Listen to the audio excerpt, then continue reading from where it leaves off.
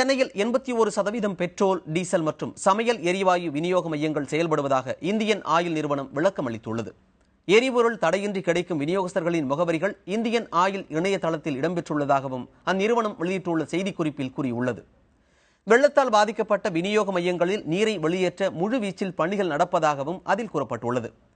எரிபொருள் பற்றாக்குறையை தவிர்க்க சித்தூர், பெங்களூரு, சேலம் மற்றும் திருச்சி ஆகிய இடங்களில் இருந்து கூடுதல் டேங்கர் லாரிகள், சமையல் எரிவாயு சிலிண்டர்கள் வரவழைக்கப்பட்டுள்ளதாகவும் இந்தியன் ஆயில் நிறுவனம் கூறியுள்ளது.